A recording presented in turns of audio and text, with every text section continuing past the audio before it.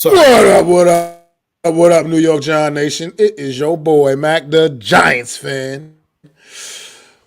And I'm here with my guy, the super dope co-host, Adam Costas. Y'all know what time it is, man. It's time for the real deal NFC East Roundup. Punch that intro.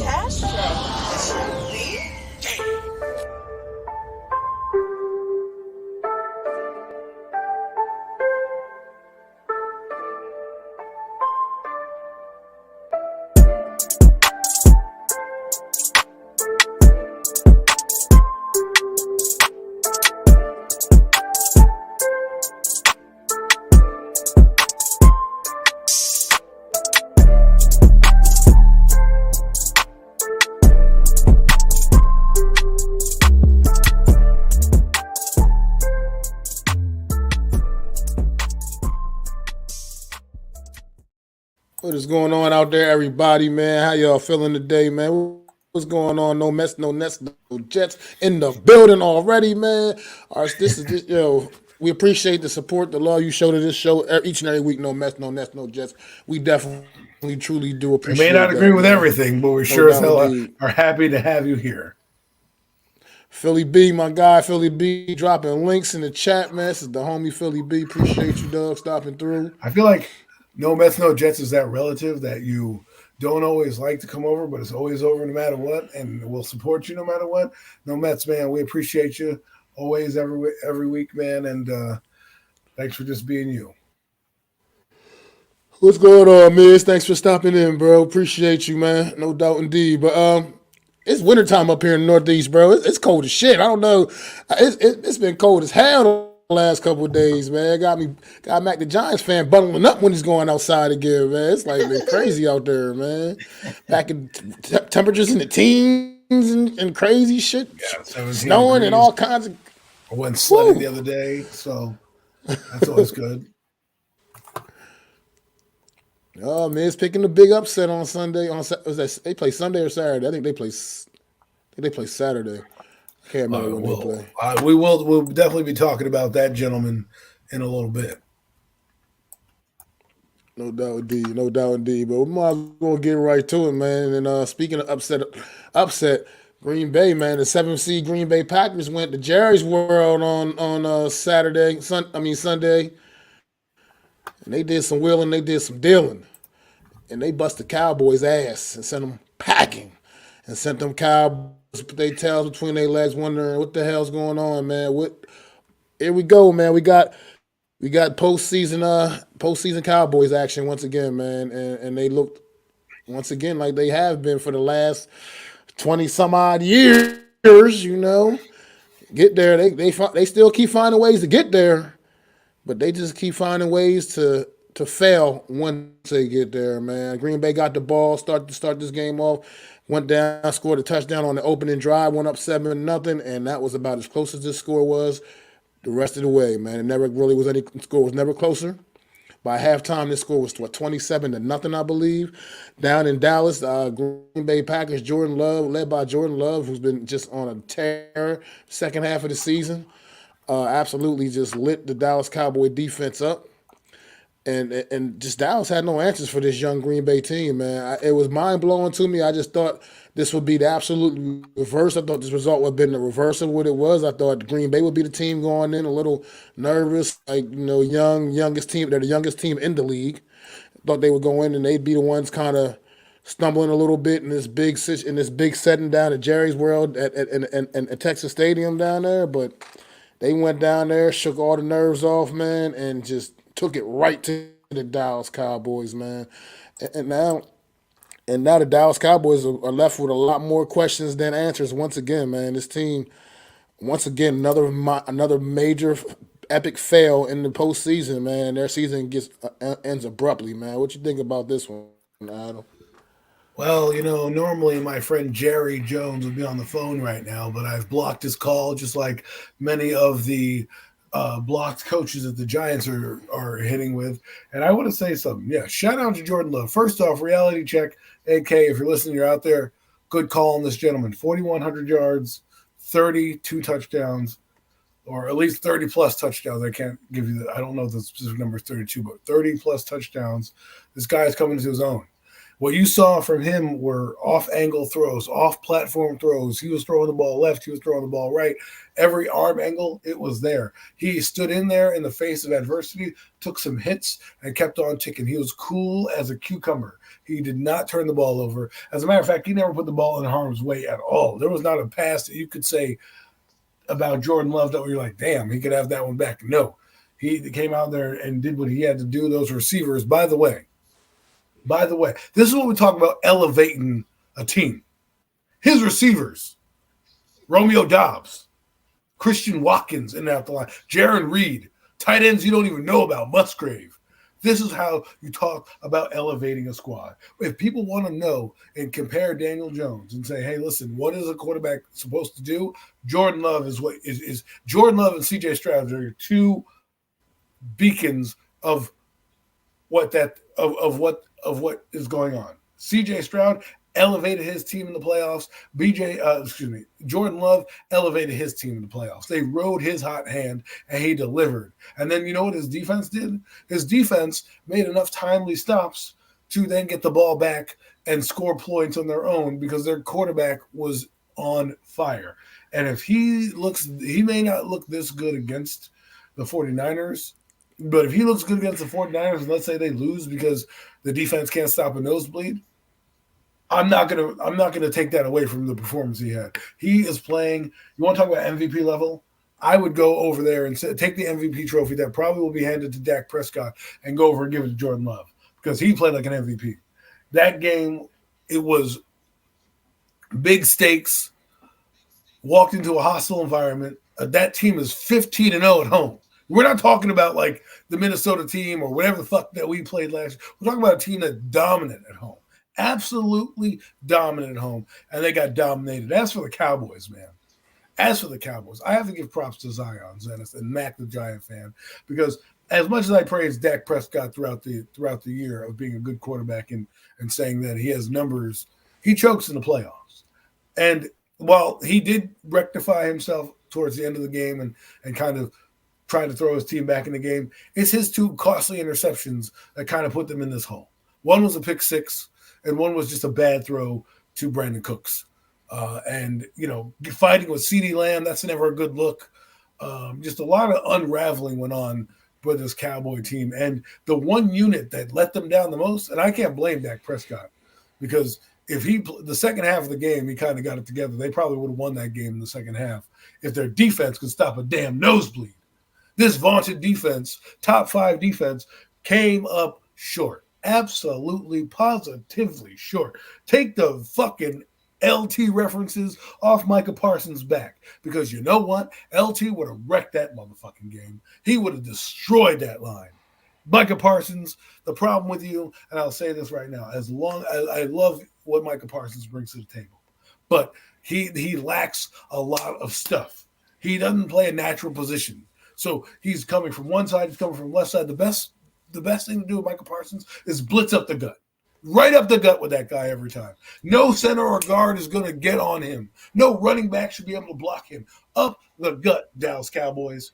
Just blitz him from the middle linebacker position every down. You'll have something going on. Bringing him from the edge, trying to make him a D tackle, do all these disguises. No, it's not working. It's not working. And he had one tackle. That's your star player, the guy that got back-to-back 12 sack seasons. He was rookie of the year, defensive player of the year, right? This year he comes in and still has 12 sacks. First guy in the first 3 years or something like that to have 3 sacks, 12 double-digit sack seasons. He's on a Hall of Fame tear, and that guy did nothing. Okay, Dan Quinn. I don't know if you gave up on your coach and you decided, you know what, I'm getting a motherfucking job. I don't give a damn about coaching defense, but you looked atrocious. Absolutely terrible. And the one thing I will tell you that the Cowboys lack, that the Green Bay Packers don't, is a fucking run game. Okay? If you could run the football and you have a solid running game, not necessarily running back, running game, and you don't have to rely on 11 personnel and doing that formation all the time, you will be good. The Cowboys didn't get to do their deep shots because they were predictable.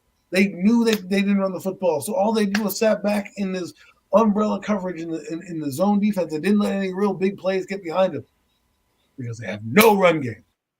And that's your downfall. In the playoffs, especially in the NFL, the two things that win you Super Bowls are a strong run game and great defense. And I'll even throw this in there, and a quarterback that plays on fire. Because if you look at what the Giants do when they won their Super Bowls, those three things happen. Strong run game, strong defense, good quarterback play. Okay?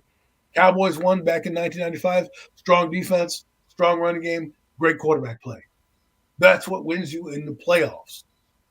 Those three things. If they don't all work together, you're going to be bounced. I mean, speaking absolute facts right there, man. Absolute facts. And you're right. It's disappointing to see a player as great as Michael Parsons not have more of an impact on his football game. He had, like you said, he had zero impact on his football game. So, like you said, for right now, everybody, let's pump them brakes. And like you said, rip that LT tag right off of his ass because he's no LT. LT is absolutely destroying games like this. This is what LT made a career of doing.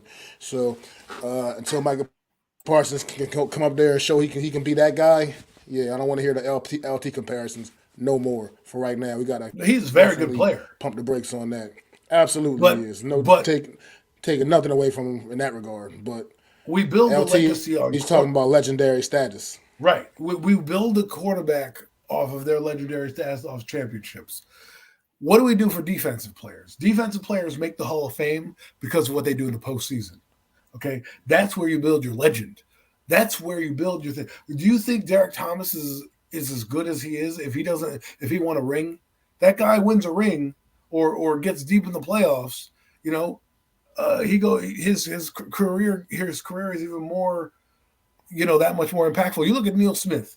Neil Smith of the Denver Broncos and the Kansas City Chiefs. He was a good defensive end for the Kansas City Chiefs. He went to Denver, won a Super Bowl. He is now a legendary guy. Michael Strahan. He went to a Super Bowl, but what happens when you win? You build it up. Unless you're a guy like Bruce Smith who has, 200 sacks, something like that, or goes to 4 championships or does something unique like that, or you transcend a game, like certain players. This is where you build your hay. This is where, you see the Mike Singletary. Mike Singletary makes it to the Hall of Fame because of winning the Super Bowl in the postseason that team put together. Yeah, I mean, just another shout out to on the Green Bay Packers. There's a former New York Giant on that defense. He's not necessarily a great player. He's not a star guy, but I just noticed this young man's been getting some serious burn for the Packers over there defensively. Corey Ballantyne, remember he was here for a few years, drafted by the New York Giants. A young man that was shot in the ass the day he was drafted. Don't say it like that. He was shot in the ass. I don't know any other way to say it. He got shot in the ass the night he got drafted. Well, unfortunately, his friend died in that shooting. When you say he got shot in the ass, it makes it look like it's there wasn't more tragedy to the story. But yes, I didn't make light of it from that regard, but obviously, yes. That young man's been making a little name for himself over there for the Green Bay Packers. Doing some decent things on there defensively out there, key situations, and he's looking like a much better football player than he was when he was here with the New York Giants. Kind of got thrown in the fire a bit when he was here with the Giants, and wasn't ready for the for what the Giants were asking him to do at that time. But young man has developed into a pretty decent NFL player. It looks like, and he's found a home in Green Bay, and he's right now playing and having an opportunity to continue on playing throughout these playoffs. So we'll see how far they go and see how this young man's story ends this season, man. I just wanted to make note of that. I've been noticing him out there for the last few Packer games that I didn't realize he was on the team until they played us on Monday night. I didn't realize he was that Ballantyne. I'm like, hey, didn't we have a guy like that on our team? Didn't he get cut and bounce out the league? I guess he bounced in there. And he's playing, you know what? He wasn't a bad corner coming out. He had good intangibles, good traits, a lot of stuff that we would look for. It's, you get shot in the ass, okay? You come in, you're already behind the 8 ball because of being shot in the ass and being a 6th round pick. It's hard to make a fucking ball club. And we, again, the New York Giants, that was, I think, the Dave Gettleman era, if I'm not mistaken. Um, and he did not develop the way we hoped. But he's a guy that we left out there. And when you're a 6th-round pick again, it's hard to make the team. But then you go to like the Packers, and they need cornerback help. And guess what? You're playing a big playoff game, making big time stops. So good for him. And I'm glad you brought him up because he deserves to be brought up because he's playing pretty well.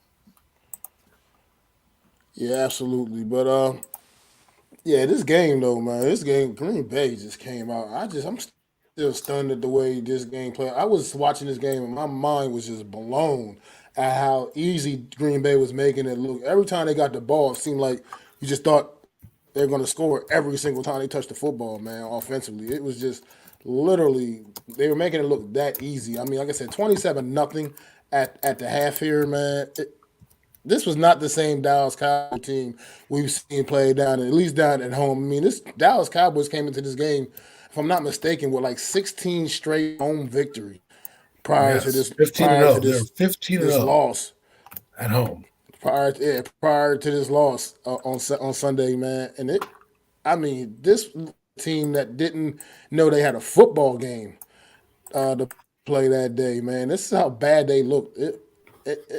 Like I said, this score says 48-32, but this game was never even truly that close. That was a lot of at that point in the second half. Green Bay, I felt like had their foot off the gas and just made sure they did enough not to let the Cowboys actually get all the way back into the football game. I mean, sure, Dak did like he played a little bit better in the second half of this football game, but that's too little, too late, man. You got to come out ready. And in the beginning of this football game, he was definitely not looking ready. The passes, erratic Well, passes to a guy, CeeDee Lamb, who led the league in receptions this season, I believe.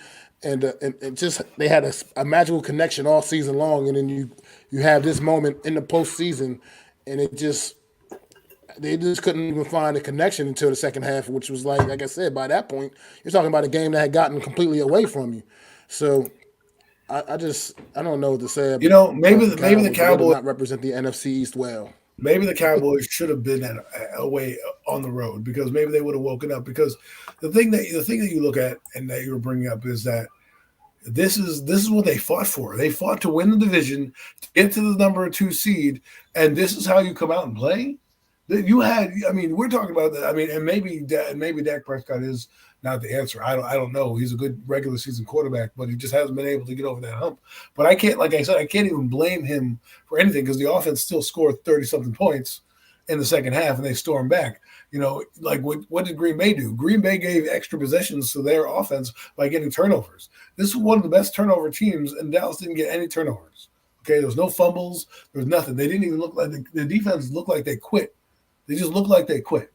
And again, I don't know what that's going to happen. And the thing is, I'm not going to talk shit. Like a lot of people are talking shit, Giant fans, and they're laughing and they're ha ha ha. Yeah, it's funny, but they still kicked our ass. You know what I mean? Like while they got their asses kicked and good for them, they Like still beat 80 the to shit out of us. 17 or something like that. Right like, in 2 games. like So we're 87 gonna to so 17. we're gonna sit here and laugh at them getting beat in the playoffs, which is fine, right? But then here we go, right? So, and I don't know if they're going to get Belichick. I have no idea. I just, I don't the see thing it. is I this. don't see that happening. I don't think he'll go there because Jerry Jones' son are the GM. He would go to a place that's going to allow him to have more autonomy. Even though he said he would reduce the play calling, but I don't think Jerry Jones is going to be able to, do that. You know, uh, to mesh with that. That guy's 72 years old. He's stuck in his ways. You think he's going to take Jerry Jones' shit? I absolutely not. So I don't think. I mean, I'm not. Why are winning teams firing coaches that win? You know what I'm saying? Nope, you won 12 games. Get the fuck out of here. You know what I'm saying? We keep a guy who loses almost 11 games. We're like, and having so much drama. We'll get into that in a minute. And we're like, high five. Let's run it back with this guy. You know what I mean? It's like these organizations, and I'm sure we're going to talk about that with the next organization in the next game because that organization is in a similar holding pattern. But Dallas Cowboys are who we are. They're going to be back next year. I'm not saying we're closing the gap. I'm not saying any of that shit. I will wait till I see what happens this draft and this season, because the Giants and the Cowboys and the Eagles and even the Commanders are all heading in different directions. And the Giants are not heading in a good one, but like I said, we'll get to them in a minute. So And that's the key right there. As of right now, though, Mike McCarthy is very much still the head coach for the Dallas Cowboys. We have nothing further about his future with the team. So as of right now, he's still the coach, and until that changes, there's no point in talking about who's going to go there and who's not, because right now Mike McCarthy is there, to be honest. So we'll see what happens with when things start developing a little bit more, man. But yeah, let's might as well go to the next game, I suppose, man. Unless you have any more thoughts on this one, this was just no, the off disappointing to see season. yeah, to see this team come out there with this lackluster effort in such a big game, man. It was just disappointing. I just don't know. It's not the same Well, team we've seen all season. I tell you that. I will say this last thing. See you on the golf course, Cowboy fans. See you on the golf course. Oh yeah. Have an NFC's tournament down there in Florida or somewhere or something this weekend. Might as well. We're all going to None of go to y'all Wink got Martindale's games. house. We're all going to go to Wink Martindale's house in Sarasota, Florida, and have ourselves a fucking golf tournament. I mean, none of them be busy playing football, so might as well. But Wink Martindale's got nothing to do, right? not a damn thing. All right. Well, like I said, we'll get to that. All We'll right, get let's to go that to drama in Monday a minute. night, man. Monday night football, man. Here we go. Philadelphia traveling down Tampa Bay. Say what you want. They maybe shouldn't have had to be on the road, considering they had a better record than Tampa Bay, but it is what it is. That's how it's set up. That's how it's structured. That's what they had to do. They had to go down there, and Philadelphia went down there and looked like the same Philadelphia Eagle team we've seen for the better part of the second half of this football season. Went down there and got their asses trashed, 32-9. Once again, another just terrible effort by this football team, looking just as bad as they've been looking, man. This team came into this.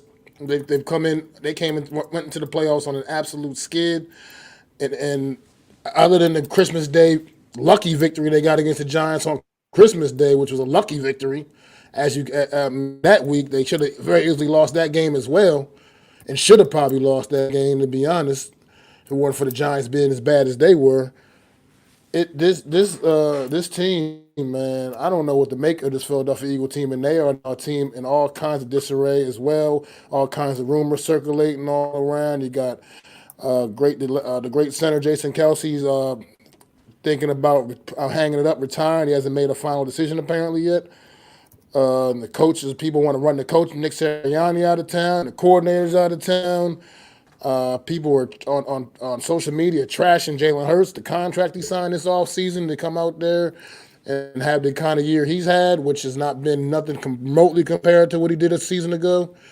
Uh, this team is just completely a mess right now, and they went out there Monday night and just looked like that same hot mess that they've seen, man. What you think about this one, Adam? Well, I have to give kudos to you because coordinators do matter, and their coordinators did not adjust much during the game and during the season. So I think Patricia was a better choice of defense. Their defense looked more competent with him, but they're probably going to get rid of some of their guys. The bottom is falling out, but I don't think they're going to be that far off. They still have a ton of talent on that team. They're still grooming a ton of talent coming through that team. I'll tell you what they are. They are predictable in offense. They're not running the football at all.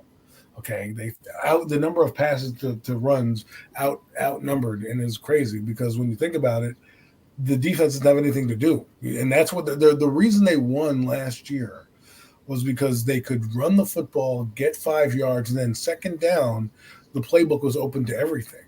This year they want to pass more, and it's the same thing that happened with the Commanders. The Commanders, that's what they didn't do with Sam Darnold any favors because all they would do was pass to set up the run. And this is not the West Coast offense anymore. You have to integrate a little bit of the running game into it, especially if you're going to run shotgun and 11 personnel. You know why 11 personnel didn't work for Ben McAdoo his second season? Because everybody ate that shit up after 3 years of running the same shit. Okay, in 2015, Ben McAdoo came in. I think it was 2015. It might have been 2014. 2014, Ben McAdoo comes in 20 with That Odell, was, you and mean they when he came in as coordinator? He came in yes, 2014, I believe. Odell Beckham's yes, rookie season, I think it was. Yeah. right. So 2014 they run 11 personnel, right? 2015 they run 11 personnel. And for all those that don't know what 11 personnel is, basically four receivers, one running back, and basically in shotgun all the time, right? So then in come 2016, they ran 11 personnel, but they couldn't do anything else but run the slant route to Odell because Odell Beckham was so good. So he could do that, and he was a slant beater. If you look at that offense in 2016, they grinded it out on defense and then beat you with a couple big plays here and there on offense, and most of them came from Odell Beckham Jr. So then when 2017 came and the wheels fell off, they asked McAdoo, well, what beats an 11 personnel? Well, it's your tight end. Well, this year their tight end doesn't do anything. If you look at the Eagles, if you're running that 11 personnel, and first off, AJ Brown's not there. I mean, Devontae Smith had a fantastic game. Absolutely fantastic game. That'll be overshadowed by the debauchery. But their offense is predictable. You run out there, it's 1st and 10, you throw a pass to the outside. It's 2nd and 8, you run another 2-yard pass. It's third and 9, and now they bring a blitz off the outside. You run, and you have no receivers because you're running like these half-assed routes, right? So there's no development. With last year's coordinator, they did a lot more. There was a lot more curl routes. The offense was uneventful, and I think if they were to get a new offensive coordinator in here, that would, I wouldn't say is run heavy, but more balanced. Like Eric Bieniemy is not a good coordinator, and that's why he's not with Kansas City anymore. But what you need is not what Eric Bieniemy or what this guy Brian Johnson did, and I don't think he gets the job after this. I mean, I know he was a hot candidate, but the way his offense collapsed and there was no diversity to it. Like you have DeAndre Swift, that guy was averaging 4 yards a carry. And he gets like what 10 carries or something like that? Something ridiculous. Like, why are you not running it down your throat? You have one of the best offensive lines of football, And this is where I blame Sirianni a little bit. Is like you're in there with these game plans. I know people don't like to micromanage, and they heard it with our coach, walking in on meetings and stuff. But you essentially are, and this is how I look at it at a job, right? My manager should know a ton more about the job than I should. I shouldn't have to ask, and it does happen where managers don't, know everything, and they say, "Well, ask this person, that person." As the head coach, you're supposed to know everything. You know every detail of every coordinator, what they're doing, what game plan, how you want to attack, and you should be in the ear vetoing and say, "Run, run, run!" Right? We get mad at like Dayball for not being in the headset of Tyrod Taylor, but you gotta have your quarterback do that same thing. Say, listen, let's run here, and not run from RPO, and not run from the tush push. That's why the tush push failed a couple times because one, people have realized you can jump over the top of the guy and hit the quarterback, so they're starting to use that technique. And two, when you only do under center to do the tush push, it's not that it's pretty predictable. So the Eagles got to retool and come back next year with whoever the coordinators are. You cannot bring these coordinators back if I'm Nick Sirianni. And if they fire him, there's a guy that I would hate for them to get, and that's Mike Vrabel. He's a guy that is out there.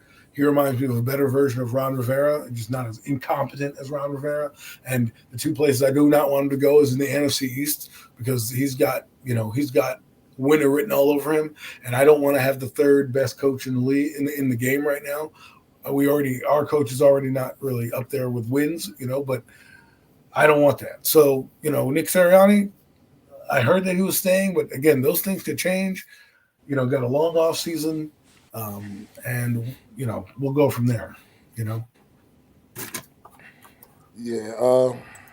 Yeah. I don't. This this team to me is filled with too much really really good talent for them to have the collapse that they had. This collapse is just. I mean, you got this team was sitting at one point in week 12 of the regular season. This team was sitting at 10-1, 10-1 at week 12, and then week 13 happened, and then the wheels just fell completely off for this football team from week 13 on. Man, like I said, they picked up one more victory, and that was on Christmas Day. And every other game has been it's just been embarrassing, man. Giving up over 30 points a game, during that stretch, man. And then as you see here on Monday night, once again, Tampa Bay dialing up 30 on them. And you said something interesting to me, and it's about DeAndre Swift. DeAndre Swift at one point in this season, early part of this season, looked like he was on his way to a potential rushing title. Honestly, he looked like he was on his way to a potential rushing title, and then for whatever reason, the Eagles just seem to keep giving this man the ball less and less and less each and every week. And you were exactly right in this game: 10 carries, 32 yards. That's just not enough for a guy with his skill set, especially in a game that didn't really get away from the Eagles completely until the second half. I mean, the Eagles are still very much in this football game up until through the first half, and they did not have to abandon the run game or avoid the run game the way they did. And I don't know if they're trying to have Jalen Hurts go out there and prove that he's just the big time franchise guy they gave all this money to. But the hell with all that. Just do what works and do what you need to do to be successful at the end of the day, and let everything else take care of itself. This football team just made an absolute. They just embarrassed themselves throughout the second half of this season. Like I said, with their gameplay, their poor gameplay. Now you got the whole city of Philadelphia's in an uproar right now. I don't know. I mean, they want to just fire everybody. They want to fire everybody. They want to get rid of everybody. They just want to tear this thing down. And it's just a mess, man. And for a team that was just a year removed from a Super Bowl appearance to come out, and they still finished 11-6, which when you hear a record 11-6, that sound like a really good record, which it is. It's a really 11-6 is a decent record. That's good. That's a good solid record in the 18-game schedule. But the way they got to the 11-6 is like I said, they were sitting at 10-1 in week 12, and to finish 11-6, that's just telling about like you said, how things just completely went awry for this football team. And you said something else that's also correct. They're just probably one of the more predictable teams in the league, which made them so easy to defend because it's that you kind of just know everything that's coming every single play, and then you don't have a guy like A.J. Brown on Monday night, which Devontae Smith still stepped up to the plate and looked like the number one receiver that he also is, and had a really good game. So I don't want to take anything away from that young man and what he did Monday night, but I mean this was just a bad look for the Eagles. I mean, all across the board, their secondary is completely a nightmare. I mean, that's a nightmare back there. I mean, you can have I feel like every team can just have their way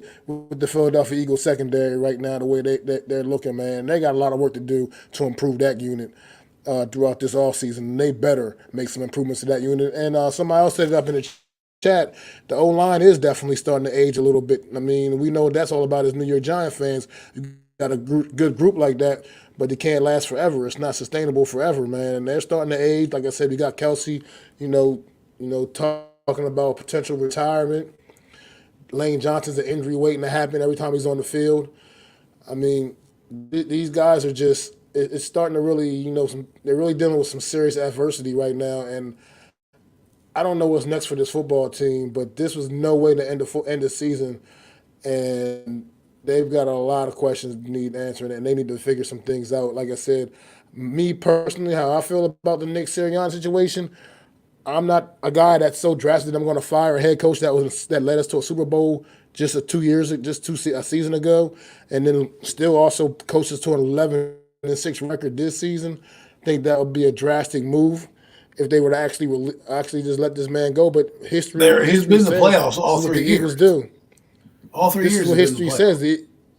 Absolutely, but history says the Eagles do these kind of things. I mean, coaches are on short leashes when they go to Philadelphia, man. So, they usually find somebody that wins them another Super Bowl. I mean, the only guy that hasn't in their history brought them there, or a few guys. I mean, in my lifetime, they had Ray Rhodes. They were a pesky team with Ray Rhodes, right? Then they got Andy Reid after Ray Rhodes, and that team went to 8 straight NFC Championship games, right? Then they had Chip Kelly, who didn't really do much, but except poo-poo all over that team. And then they got Doug Peterson, who won them a Super Bowl and brought them a first-round quarterback. And then you had Nick Sirianni, who comes in and now leads them to 3 straight winning seasons. So, I mean, they have pedigree in that regard. They find the ones that get them there. It's interesting how their formula works. Howie Roseman's going to build that team correctly. I really do think he is. I want to talk about Jalen Hurts real quick. I didn't mean to cut you off, Mac, but Jalen Hurts, I think this season compared to last year, they tried to do more RPOs with him last year, where you had the run read option. And I think if they had DeAndre Swift last year, they probably win the Super Bowl because that's how dynamic of a runner he is, and he would have fit perfectly in with that system and made them that better. I thought that if they did that, if they ran that offense last year and not whatever this crap offense they ran this year, they're probably advancing right now. They'll probably beat Tampa Bay, but they just were predictable. But I'm not going to poo-poo on Jalen Hurts. He had a down year, yes, but he still had 3,800 yards, 23 touchdowns, 15 touchdowns rushing. You can't ask for much more from your quarterback. Almost over 4,000 yards a season. Play banged up and do what he did, and he had a great throw in this game. A couple good throws deep down the field to Devontae Smith, and that touchdown throw that he had was pretty good. So there's still some talent there. We'll see what happens. Philadelphia always. I guess what I'm getting at is Philadelphia always bounces back quickly. I mean, they do, but this was just something here, man. Like, as bad as the season ended, I think there was still some sliver of hope that people thought they would come into this playoff game on Monday night against a team that you would like to think that they are a better football team than the Tampa Bay Buccaneers, and thought they were still going to figure out a way to handle their business and get the job done down here on the road against Tampa Bay. And it's just the fact that they just weren't able to, and not even unable to, but just looked the same way they've been looking. Like, nothing changed. I mean, this was the playoff game, and you still got the same damn Philadelphia Eagle team that you've been seeing for the last 6 or 7 weeks of the season, where it was just like, what is going on with this football team all of a sudden? They were finding ways to win early part of the season, and it's like, was that the anomaly? Because now it's like, but now it's like this team just seemed like they can't buy a win against anybody. I mean, they didn't play great teams down the stretch. They played 2 games against the Giants and a game against the Cardinals, and they only won 2 of those. They only won 1 of those games. I mean, this that team. Seems like years ago. This team is just it's weird, man. They got a lot of things questions to address. Especially, I think, particularly those coordinators that definitely brought this team down this year a big notch. I mean, they had obviously had 2 great coordinators a year ago who went on to get head coaching jobs, as we all know. And they ran that guy out of town. And they were brushing it off like no big deal. We're still the Philadelphia Eagles. We're not going to matter who our coordinators are. Well, it definitely did. It definitely had an impact on this season for this football team, man. I'm disappointed as a football fan, as a host of this show. I'm disappointed because of the Eagles and Cowboys' lackluster effort this Super Wild Card weekend. We have no game to talk about next week because the NFC East is officially eliminated because the Eagles and Cowboys went out there and just did not represent the division well at all. In any way, they both went out and got absolutely trashed in their respective games this weekend, man. And I just don't know where we go from here, man. The Philadelphia Eagles, man, it's going to be an interesting offseason. I'm going to have my eye close on this football team. Interesting offseason for all 4 teams, really. Absolutely, it will be. Absolutely, it will be. Speaking of that, man, we might, unless you have any more thoughts on this game here at all, man, we can. Just want to say, congratulations to Baker Mayfield. Put yourselves together a better season. This season, he bounced back. I know we talk about our quarterback, but this guy got $4 million. He's going to get paid. He had 40 over 4,000 yards, 28 touchdowns. He did not lose in that football game. He threw for over 300 yards in that game. Should have probably had 400 yards in the game with some of the dimes that he was putting on these receivers who dropped passes all over the field for him. But congratulations, Baker Mayfield, getting that monkey off your back, winning another playoff game, doing it in the way that you did do it, right? It wasn't like with the Browns. You did it in good fashion. You played well, and you have a chance to get to the NFC Championship game against a Detroit Lions team who doesn't have a good secondary, but played well against the Rams in this game. But, Mike Evans, if you can get behind that defense, you might have a chance. So congratulations, Baker Mayfield and the Bucs. All right, man. Let's go up here to a comment Miz dropped in the chat a little while back. It says Belichick should be back home. Rumor is he wants to be with the Giants. Personally, how I'm feeling about that is I love Bill Belichick. Don't get it twisted, man. I'll never forget what he did for this Giant defense back in the '80s when I became a fan of this football team, man. And just all the greatness he's done for the league. Period. What is his run with the Patriots is a special run with very special run with the Patriots. But I agree. Also, I tend to agree with no mess, no Jets, no Nets, no Jets said. Also, man, I want to see. I don't think that's what the answer for this team is. You need an old school type of coach like that.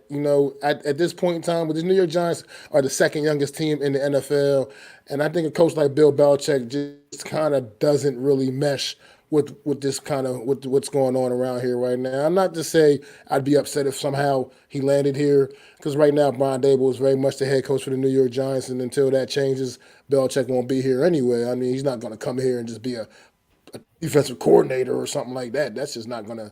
That's not going to be a thing. You know what I mean? He's a head coach. That's what the hell he is. He's going anywhere. He's going to be a head coach. So I just don't know if he would be the answer for the New York Giants right now. I just think New York Giants are really a young team, need kind of that more young and a more innovative type of head coach, somebody that kind of fits in more with the talent that's on this football team right now. Just not sure if that would be Bill Belichick, man. I don't know how you feel about that, Adam. Well, I feel that Bill Belichick wouldn't come here, but I know who the owner of this team is. The owner of this team is John Mara, and that guy is stuck in the 80s. He's stuck in, that we need to do to be to be the New York Giants. Like, he's always living on the past glory days and all this stuff. And really, he's been a miscalculated owner. And it would be something for him to do to fire Brian Dable after he's hired all these guys and said, you know what, I'm going to pivot and make a big Bill Belichick move. I think this move should have happened in 2018 when we were with Pat Shermer. If you really wanted him to go there, you should have given up some draft capital and got him. You decided not to. You decided to go with Pat Shermer. And he's, Bill Belichick's always flirted with the Giants. I don't think he really is going to go here. I don't believe the rumor is that he's going here. But he's always linked to the Giants no matter what. If the Giants were firing their coach, which, with what's coming out of this team, there easily could have been a change, right? If they were going to say, Brian Dable, we're relieving you of your duties, then I would say, entertain it. I don't want him here because the reason why you hire a younger coach and a young GM is because you're hoping they're going to be there a long time, right? That's what you're hoping, And I still believe in a little bit of getting older coaches. I don't think ageism should be that. If you can coach, you can coach, right? If you're a leader of men, you should be able to go out there. And I think Bill Belichick, what he is the best leader of men I've seen in the last decade. It's interesting to see when that press conference did come out, and he did talk on the podium. A piece of my heart kind of felt for him because I was like, this is my childhood / really diving into football, right? I mean, I came in the mid-'90s to mediocre play. I knew of the Patriots because I grew up in the tri-state area in Connecticut predominantly, and the Patriots were always flirting coming there, right? So now so for most of my young adult life, he's been the coach of the Patriots. He won the Super Bowl in 2001, beat the greatest show on turf. And, it's just been a beacon of productivity. And would I have liked that a few years ago? Yes. Now, I would want Mike Vrabel or Jim Harbaugh or a guy like that, of that ilk, a little younger, that can still be, I'm not saying he's not going to have energy, that does not going to have passion, but somebody that can relate to the players he's coaching a little bit. I mean, well, I don't think he doesn't relate to the players that he's coaching, but I do think for this market, he needs to be like New York is going to be hard. Like I said, if you're firing Brian Dable and you come in here and he's good and you still want to keep Joe Shane, then fine, I will accept that. If he wants to come in here and try to run the show, I don't want that because I don't. And the only reason the Giants would want Bill Belichick back is because they know that he'll keep Daniel Jones. That's the only reason they'd want Bill Belichick back. Because he'd be like, oh, give me Kayvon Thibodeau, give me Dexter Lawrence. I'll make them fucking Hall of Famers on defense. And then offensively, he's not been the greatest. Plus, you probably have to bring in Josh McDaniels. Do you really want to bring that guy in here? I mean, no, there's a lot. I do not. No part. I want that's no who's probably going to come with it. Near this team. Probably going to bring a lot of his stooges with him, So I just think that's what he does. It's past. I mean, for me, it's past. But this would be the Giants, right? They have a there's a bunch of great coaches out there, and we're gonna keep our guy and run it back. And next year, there's gonna be nobody out there. We're gonna hire a fucking Joe Judge type again, and be in the same boat. That's just how it'll play out for the Giants, right? Just knowing our luck. We'll see, man. And also up in the chat a while back, Mets no Nets no Jets had said after watching Jordan Love for sure, when he's now for sure he knows we need a much better quarterback. That right there is a definitely. Well, I mean, I kind of knew I was already on that side of the fence anyway, where I know we need a much better quarterback. But when you see a performance like Jordan Love on Sunday, it Or definitely CJ does Stroud. drive that point home even that much more. Or CJ Stroud for sure, that much more. But then Even Miz had Baker followed that Mayfield. comment up, and then the Miz followed that comment up with that's why we going to draft J.J. McCarthy or Michael Penix Jr. and sit him a year.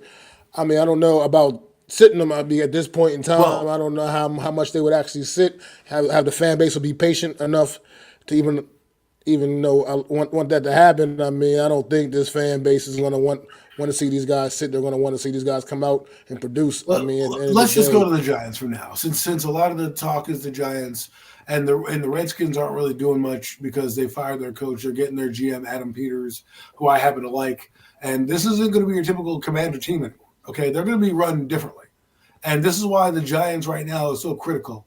And we can't get over the albatross. We can't tiptoe around it. Let's talk about the quarterback position first, and then we'll get into the other drama. First and foremost, I've heard the Giants still love Daniel Jones. All right, stop that. Stop it right now, John Mara. Okay, I don't care if you could love Daniel Jones. Fine, love him. But he's not good. He's not good. He's not there's Malik Neighbors not going to come in here and change the dynamic of this team, offensive. Look what happens to Garrett Wilson. Okay, Garrett Wilson is the prime example of why you need a quarterback. They drafted that guy, and they are wasting two guys right now on the Jets, Brees Hall and Garrett Wilson, because those two guys don't have a legit starting quarterback right there. Yeah, they're hot commodities, but do you think Torrey Holt is Torrey Holt without Kurt Warner? Do you think Marvin Harrison's Marvin Harrison without Peyton Manning? You know what I mean? Like, these guys need the quarterback to help elevate them. Nico Collins was a bum for 2.5 years with Houston. CJ Stroud comes in, and all of a sudden this guy is putting up 1,200 yards. Are you kidding me? Look around the league. Look at the quarterbacks left in the playoffs. Okay, Baker Mayfield, first round pick. Jared Goff, first round pick.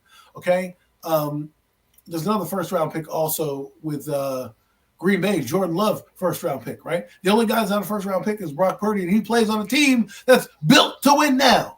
Right. If you look at the AFC side, first round quarterback on that side, and Patrick Mahomes, first round quarterback. And by the way, I know this is an NFC East show, but Josh Allen, that's what you want in your quarterback. That guy ran for 52 yards and basically is the reason that team won. The Buffalo Bills won the game. And what am I getting at? To a first round pick. What am I getting at? What I'm getting at is this. A quarterback that is good gives you a chance every friggin' week. Those guys, Allen, the Buffalo Bills are nothing without Josh Allen. He played in a phenomenal game. The reason why I want a guy like that is so that every year I can hope and pray to be in the Final Four every year. That's what the Kansas City Chiefs do. Kansas City Chiefs, they ain't looking about wild cards. They ain't looking about fucking, let's just get there. They're looking at, I want to be one of the final two, if not the final four teams in the NFC, in the AFC. Right? Buffalo, Josh Allen, that's their mentality. And they're a leader among men. That is the one quality that everyone asks, what quality does Daniel Jones lack? I'll tell you what quality. He's not a leader of men. That is the quality that he is lacking. Okay? He has all the other traits you want. 6'5", strong arm, can run. He has two things that he's lacking the most. Mental processing and fucking being a leader among men. Eli Manning, believe it or not, was a leader among men. They believed in him. They knew his ability was good. He believed in his teammates. And when they look back at Eazy-E, they're like, damn, but that guy's going to win. When you look at Daniel Jones, you don't get that. Okay? When you look at Daniel Jones, you have a guy who the whole league has a beat on right now. You have a rookie in Seattle saying, we just sat on his routes. That's not going to change next year. You have a guy who average yard per pass attempt in 2022 was under 10 yards of pass play. He doesn't go downfield. All right, there's so much more. Plus, he's injured.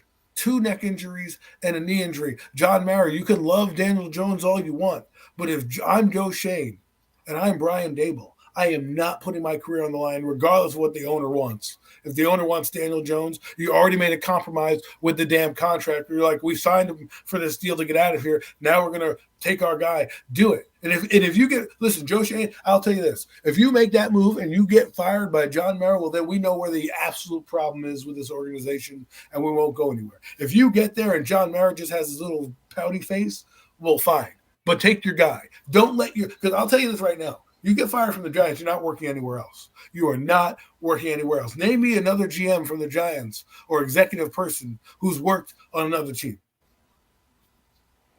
Who? Mark Ross? He's on TV. Jerry Reese? I don't know where the fuck that guy is. He got fired, and he's been in a rabbit hole ever since. Dave Gettleman's on Cape Cod. I mean, none of the coaches have been around. Pat Shurmur's been in and out of the league. Okay? McAdoo's been in and out of the league. Okay, and Joe Judge can only get a job because his friend in fucking New England still works there. So what are you doing? This is career suicide. If you fail with the Giants, it's literally career suicide.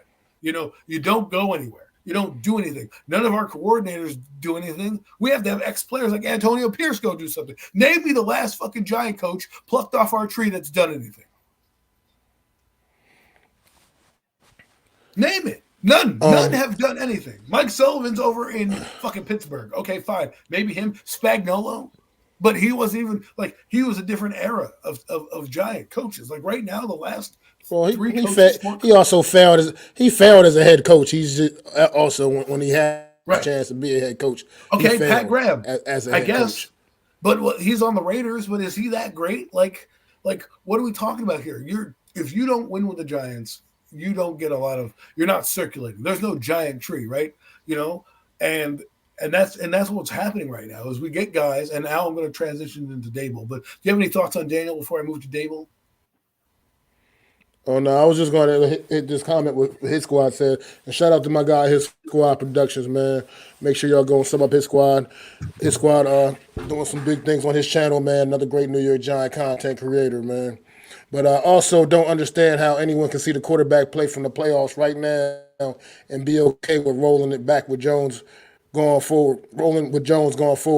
I mean, it's crazy, honestly, and it is crazy. Because if you just sitting there, like you said, this weekend and watch the games this weekend and see the difference, the impact the quarterbacks had on those football games. Like I said, we mentioned C.J. Stroud earlier. You talking about Josh Allen. I mean, how can you seriously want to go back out there with Daniel Jones? Seriously, I mean, fuck that. Not even the playoffs. Look at the New York Giants team itself, and season. The offense was never anything that you really wanted to really look at, but god damn it, it was a lot better to look at with Tyrod Taylor and Tommy DeVito running it than it was with Daniel Jones. I mean, that's facts. Why? It's just facts. This is not made up stuff. This is not stuff we're making up and pulling out of our ass and saying. These are realities that even within the New York Giants team itself, the offense looked so much better when Daniel Jones was no longer a part of it. It just is what it is, and there's no way that you can be serious about bringing this guy back out here next year and having him be the quarterback for this football team. I don't give a damn about his contract. He does not belong here. He don't belong here. And Mac, you bring up a great point. You brought up the point about Daniel Jones and the quarterback play. We went to Brian Dable. Brian Dable came out recently and said, in his first training camp, we saw a quarterback struggling, right? And he labeled it as, we were testing Daniel Jones. Now it comes out and finds out that the Wink Martindale was trying to test him. Well, what was happening during those practices? Our quarterback was stinking up the joint, okay? And they all know it, and we all know it. See, the thing is this is what gets me. I don't care if you love Daniel Jones as your son, your grandson, whomever. The league is moving in a different direction. And if you don't move with that league, and you don't go there, like go get Caleb Williams, go get Jaden Daniels. I know the Giants are, they don't perceive to like a certain complexion of quarterback. I don't care anymore. Get whoever is the best player. I don't care if they're green, purple, blue. Play quarterback, because you're seeing right now what a quarterback does to a team. Listen to DeMeco Ryans. What DeMeco Ryan said this weekend? CJ Stroud has elevated our entire team. He's put our entire team on his shoulders, and he is carrying us. That is what we're talking about. A leader among men, a guy that you're going to get in a foxhole with and be like, he's going to get us out of this rut. No matter what happens, he's going to get us out of this rut. And it's not always going to be perfect. I don't expect it to. I know a lot of people don't like J.J. McCarthy because he doesn't throw up the gaudy numbers. But what I will tell you is this. He's a leader among men. When the chips were down against Alabama, he went down and drove them down for a touchdown.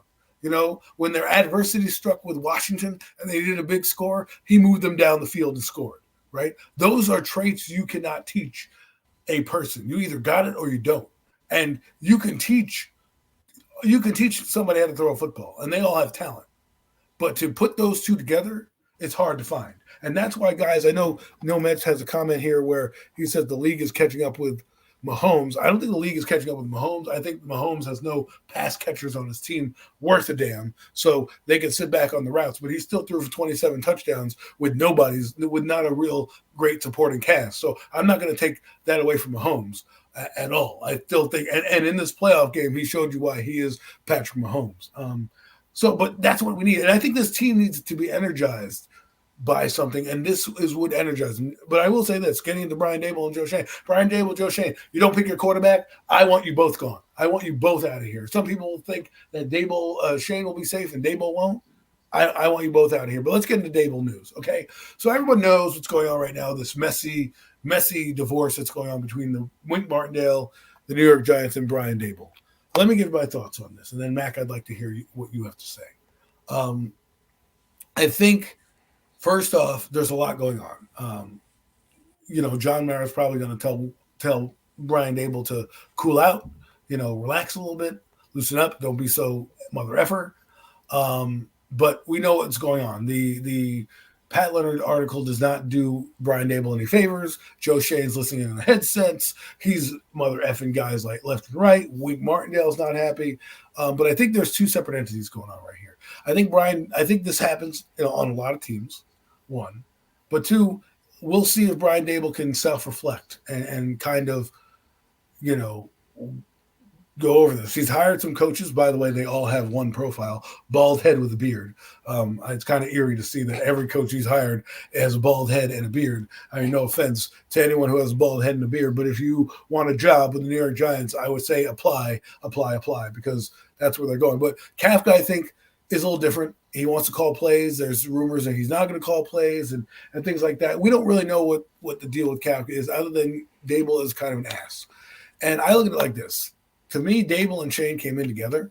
So that's why if one goes, they both go. If you look at what happens in the 49ers, they brought in John Lynch and Kyle Shanahan together. They gave them 6-year deals. And they said, if you fucking fail, you're both going together. And I want to see that happen, because what's going to happen is this. If they don't draft a quarterback, they're going to fail. They're going to fail. I don't care what anyone tells me. And someone told me, oh, well, they're going to bring in a free agent. If you bring in a free agent quarterback, I'm telling you right now, that guy should start over Daniel Jones. Point blank and period. You would have to bring in like Andy Dalton for me to be even like, okay, but it doesn't matter. If you bring back Daniel Jones, here's my expectations for you. Super Bowl or bust. If you don't get there, you're all fired, because that's what you're telling me when you don't draft a quarterback. That we're good. We're cool that he has 2 neck injuries, which, by the way, one more. They even said it, one more, and he's gone. How can you make an investment like that? You've got a big offseason ahead of you.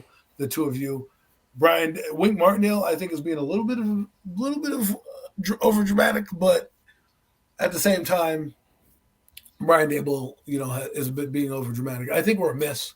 I don't know where I'm indifferent really right now. One time I wanted to fire Brian Daboll, and now I'm like, I don't really care anymore. I just get me my quarterback, and everything is forgiven. But that's what this team needs. At the end of the day, it comes down to getting a quarterback, and if you don't, you'll be on the unemployment line with the rest of the league. And I'm telling you right now, your career will be over. Absolutely, man. Absolutely. As far as Dable's concerned, I'm not really necessarily ready just get fired this guy yet. I want to see how he can rebound from all of this adversity this season has brought throughout this organization. I want to see if they do go out there and pull the trigger and get their quarterback and get a guy that they believe in, it's a guy that they can get behind, and I want to see how things can potentially turn. I mean, because as we see, things can turn quickly if you get the right guy. A la Houston Texans went from a number 2 overall pick in the draft last season to now playing in the divisional round this upcoming weekend on Saturday. Have a good shot So to just win. like that, exactly. And I mean, it looks like with C.J. Stroud out there, you always got a shot to win. He's looking like And one Jordan of Love. those kind of guys. Looking And like Jordan one of Love. those kind of guys. Absolutely. Well, Jordan Love's path was a little bit different though. He did have the. Everybody doesn't get that luxury anymore these days in this modern NFL, where Jordan Love got to actually sit for a few years. You know what I mean? So But what I he was mean a is first he's a round first talent. round talent. Right. No, I know. Saying he's a first round talent, and he got to actually sit for a few years behind a future Hall of Famer, and But let Aaron me ask you Rodgers. this. And let me. How many people What's how that? many people believed in Jordan Love going into the year is what I'm saying, right? He comes out and No, I does was what he tough on does. Jordan Love early in the season. I was tough, and that's Exactly. and he had a great. In particular, second half of the season. He was a little rocky in the first half. He was a little off and on, shaky. He had the ups and downs a lot, but he definitely put it together second half of the season and was actually probably he was a top quarterback in the league for the most part the second half of the season, statistically at least anyway. And so I mean, like I said, I definitely was tough on the kid earlier in the year before the season started. I said I wanted to see it. He had to prove it to me. And 1 year, it takes a little more than 1 year with me, but at the end of the day, he's definitely on that right path for sure. I'm still not necessarily going to say he's going to go out there and have like an Aaron Rodgers or Brett Favre like career for the Green Bay Packers. That's still yet to be determined, but at the end of the day, he's on the right path for sure. And like I said, his path to that it was like Aaron Rodgers. Aaron Rodgers came in a first round talent, drafted in the first round. They already had a future Hall of Famer in place in Brett Favre. He got to actually sit for his first 3 years, as a matter of fact. Yeah. Aaron Rodgers sat for his first 3 years as a pro. And then the rest is history, obviously. The rest is history. Jordan Love, very similar path. So we'll see how that works out for him, man. And he's all, like I said, off to a great start when it comes to that. But as for like with Brian Dable, I just want to see this guy like get the quarterback in here, man, because Daniel Jones is not his quarterback. I mean, by no means. Sure, maybe they try to make it work. It's not working. It's broken, and it can't be fixed. I'm sorry. That's got to go, man. Like, there's other things. Understand there's other problems with this football team. Other issues need to be addressed. But right now, the QB is just too important a position, and you can just see what competent quarterback play for the New York Giants this season would have had the New York Giants in the postseason. With the way the defense played, competent quarterback play would have had this team in the postseason. Straight up, no questions asked.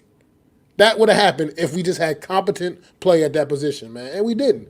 Not nearly enough. Tyrod Taylor as a backup came in and had some good moments in here and there, but he's still Tyrod Taylor, and obviously we know what he is. Same with what you call it, has his 15 minutes of fame. Tommy DeVito, he had his 15 minutes of fame, but obviously he's a no draft, undrafted rookie free agent quarterback.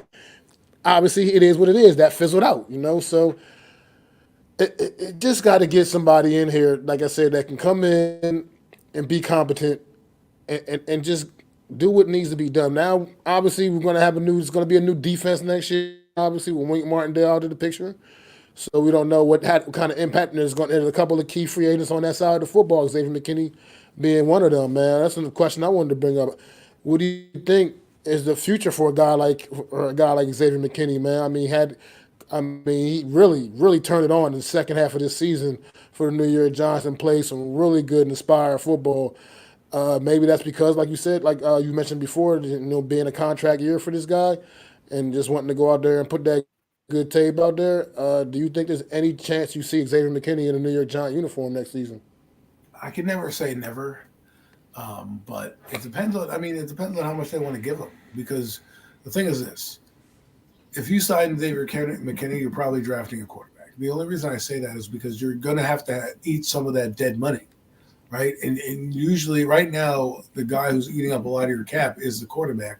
So I think there's a chance. Do I think he's going to want the bag? I think that's what he wants. I think he turned it on. I was very critical of McKinney at the beginning of the year. I went in a lot of spaces and streams that said McKinney's not playing up to par. People laughed in my face. It's like, what are you talking about? There's no back end play. The McKinney I'm talking about was the McKinney that I saw the second half of the year, flying around, making interceptions, picking off the ball, not letting plays go. The first half of the year, no, he wasn't good. He let up a play in Miami. He tried to cover it up and say that wasn't my read. No, it was clearly you, bro. And it didn't happen that way. And he couldn't cover it up in the secondary. In the second half, he ratcheted it up. The thing is you got to look at it like this. The Giants, he was at an impasse. The Giants did right by him by not hating on him for blowing up his hand or getting into an accident on the ATVs. Right? They gave him another chance. They probably knew this would happen. And now you're going to have to pay the piper. And because of how it was handled in the media and some of these things, I don't know what he's going to do. I know that he has an agent that's going to look for the bag. And I'm not paying him the bag. Like, I love McKinney and all. I would hate to see him go. But I don't think the Giants can afford him at that rate. I just don't. I just don't believe it. And to pay a quarterback. Like, name me one team that has $100 million quarterback and their safety's $100 million as well. Like, none in the league. Okay? This is what I mean. You got a bargain basement hunt. And the Giants only have about $25 to $35 million in cap space. They can make more cap space. But you got to think that we need to address the offensive line. I'm sure they're going to try to go for a big guard over there. The Giants have 26 contracts they need to fill out. And by the way, not all 26 can make it on there because everybody's got to get a raise or an increase because of the years played. So you're not going to be able to sign all those guys to all the contracts. So you're going to see a lot of bargain basement guys coming in here in free agency. And there's other holes that we can address on this team. The backup center position, backup O-line, the receivers need to be fleshed out a little bit. Running backs, like, what are we going to do with Barkley? Because I don't think you can bring Barkley and McKinney back. I just don't. I think one of them's walking. I believe it. And I think the easier one to walk, in my opinion, the cheaper one to walk would be Barkley. But I know what they're going to want to do. They're going to try to probably sign him. But and if those two guys leave, which I don't care if anyone stays, by the way, I'm not going to lose sleep over McKinney. You've done nothing. That's been good. Right, Barkley. But here's the other thing about Joe Shane. You had these guys on the roster. You knew you had to sign them, and we could easily. And I hear Joe Shane wants Caleb Williams. We could easily been the number 2 pick if you decided when we were 2-8 to sell the farm and say, you know what, Barkley, you're gone. You could go to the Ravens. We'll get a second-round pick. McKinney, you're gone because we're not going to pay you. Go to the Cowboys or the Raiders or whatever team that has money that can pay. Right? But now what are we going to get? We're going to get maybe a lousy third-round pick if we're lucky. If they walk. So I just think this team was mismanaged. I don't think we're going to pay him an exorbitant amount of money. I just don't. And we'll see. We'll see what happens. I'm not going to be mad if he leaves, though. I'll be honest.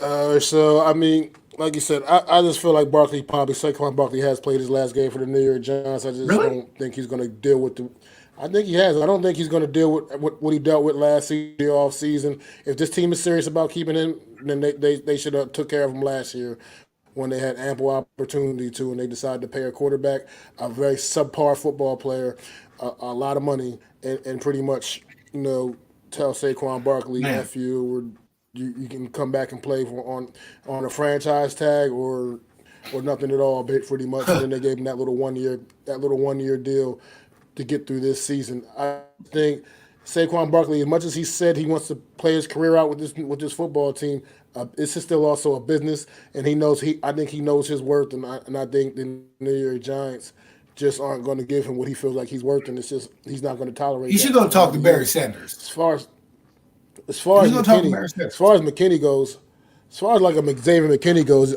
I mean, and there's also an option with a guy like that if they really want to keep him around. There's that franchise tag is out there for even Yeah, a that's a potential lot of guy for a money. guy like him.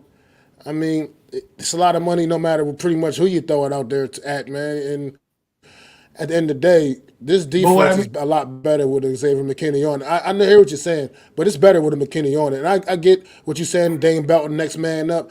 Dane Belton made some splash plays here and there throughout the season, but I just McKinney's just to me is just overall a better talent. You know what I I'd rather mean? As have him far as signed than consistency. franchise. Well, yeah, I mean, I would rather have all my key guys signed in franchise, but that's just not the way it works anymore in the Well, NFL. I'm You just just saying can't. because we're It's not going hard. to be able to do much with Barkley. You franchise him, you still have money to play with because the franchise tag is tiny. With the McKinney, it's going to be like $18 million. Like that's a lot of money that we're going to give up. I could be wrong on that number, but I think it's pretty high. So I don't know, man. I don't This know. team's an influx.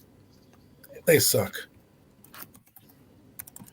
Well, you brought up Caleb Williams. You said, well, you said Shane loves Caleb Williams. I don't think there's really much of a chance, other than some kind of miraculous draft day trade up to get, trade up to be able Giants to be able to get Caleb Williams. But another team in the NFC has a lot better chance of getting Caleb Williams. Man, we're talking about them Washington Commanders. Man, you think there's any chance you can see Caleb Williams running out the tunnel for DC next year, man? I hope not, but I hope he's running out of the tunnel for us. Here's the thing with the first round pick, and I go to spaces for Giant Space. We talk about this every day. Every day we talk about it, and it's what the Bears are going to do. The if you want to talk about Washington, a lot of people say that Washington's not going to do anything. The Washington has like 2 second round picks, 2 third round picks. They have a lot of picks in the top 100 that they could package and say, "Fuck it, we're going." Right? They got a new ownership. They have new ownership, and I'll get to a nugget of news with the Giants in a minute. But um, and I think this is the reason why you're hearing certain things that you're hearing. But Caleb Williams would revitalize that franchise. There's new ownership. They want to make a splash. If they can get the package to move up there to get him, I think they would. I also think they would be intrigued by Jaden Daniels. From what I'm hearing from people down there, uh, they love the black quarterbacks in Washington because of Doug Williams and a few other and RG3. So they would welcome a guy like that.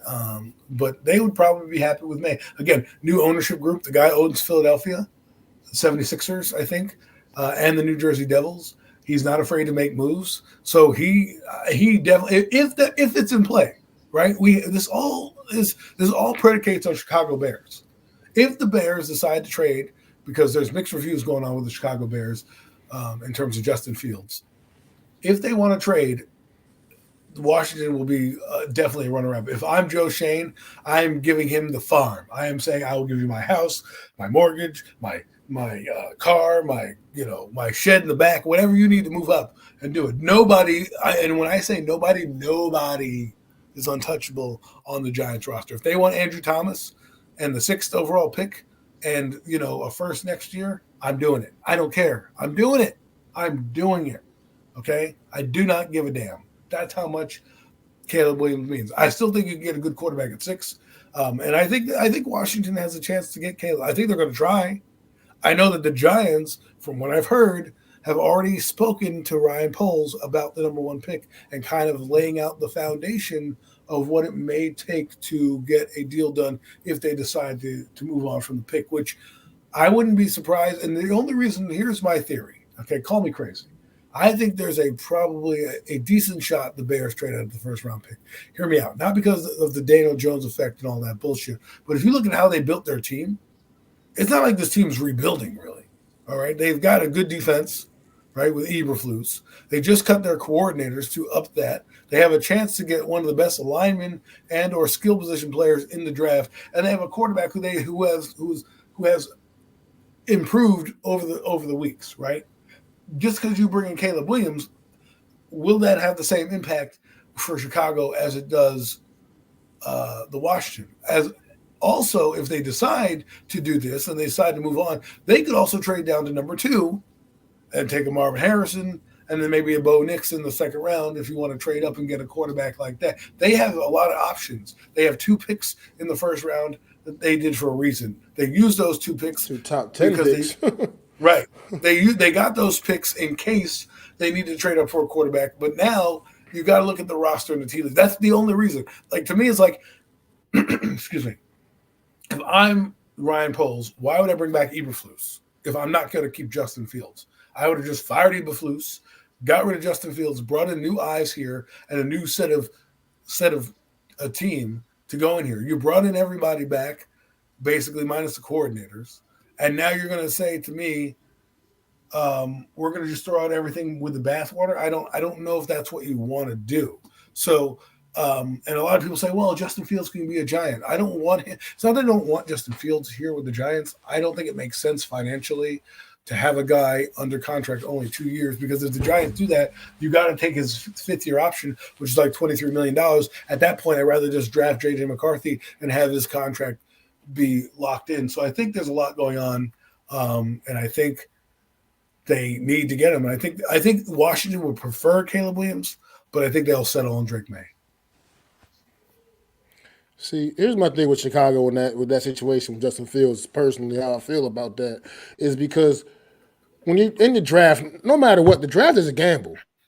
You know what I mean? You're gambling in the draft. You don't know who these guys are going to amount to in the NFL. You know, if you're Chicago and the Chicago, you know Justin Fields can play football in this league. You know he can play in the NFL.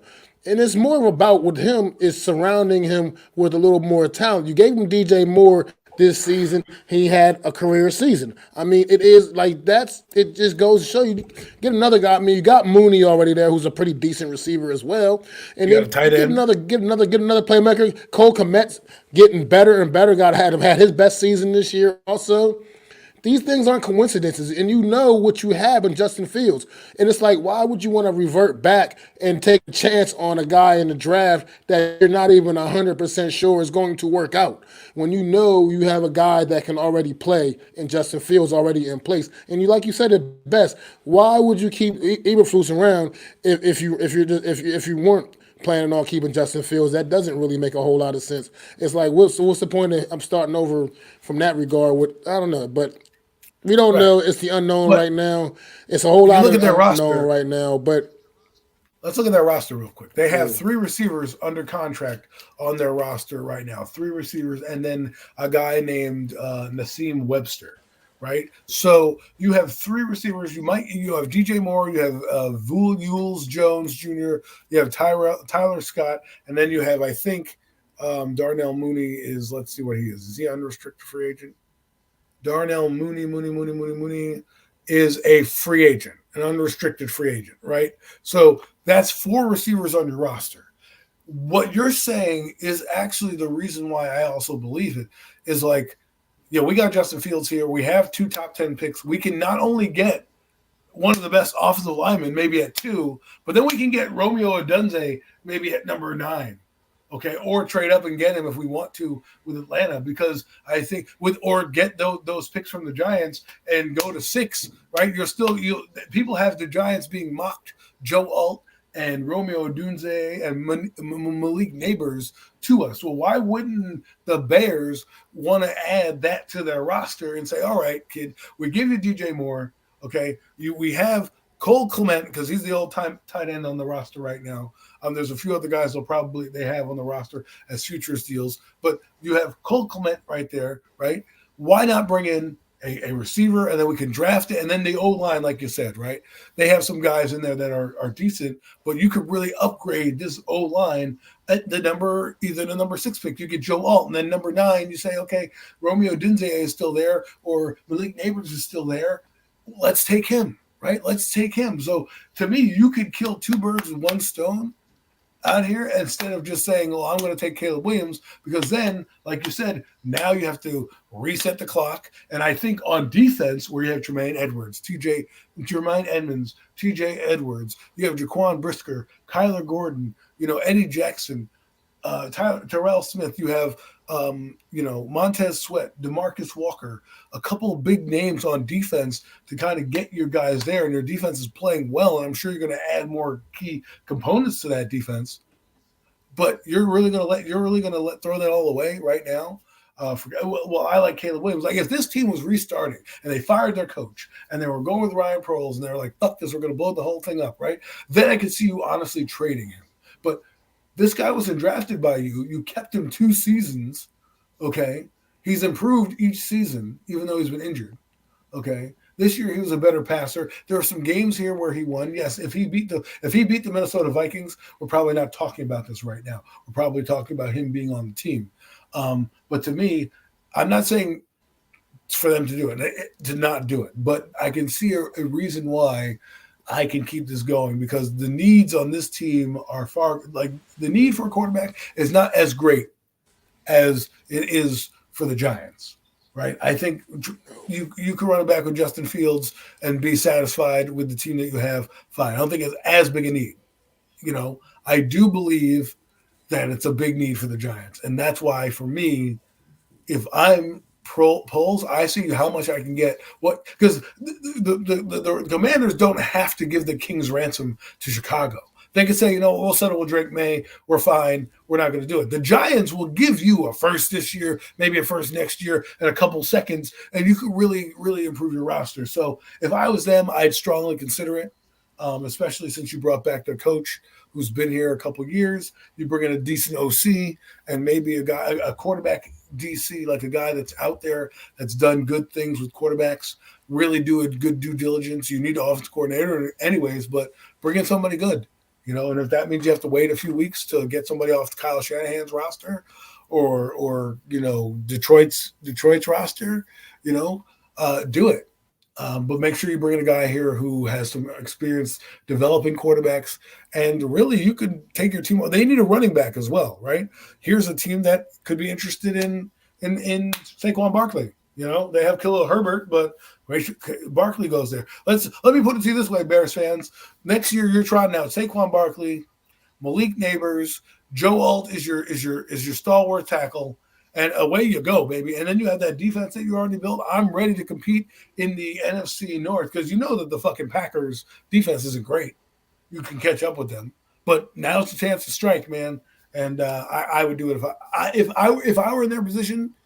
I probably wouldn't be clamoring for quarterback the same way I am right now with Daniel because I still see that Justin has that potential. But and I've rambled on enough about this. Here's the thing: I just want to bring difference between Daniel Jones and Justin Fields is Justin Fields, whether people want to recognize it or not, has evolved each and every season.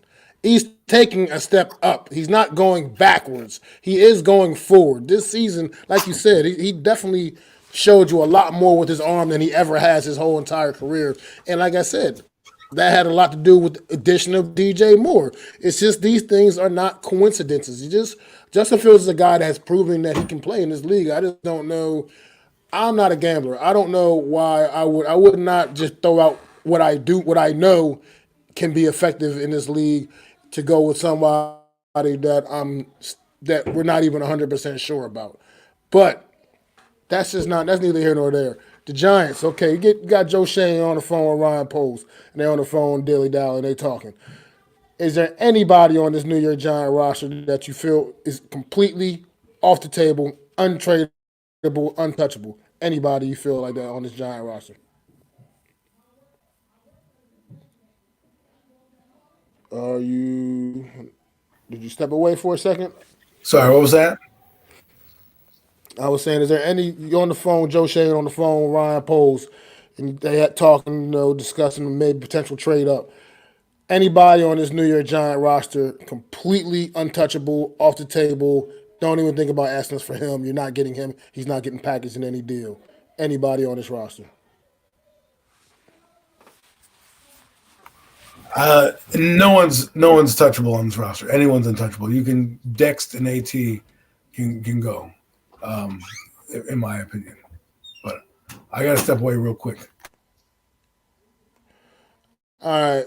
I heard he said Dex and AT. His squad saying Dex and AT would be untouchable to him. I kind of am going to lean with that because at some point you still got to hold your ground, and those are anchors right there.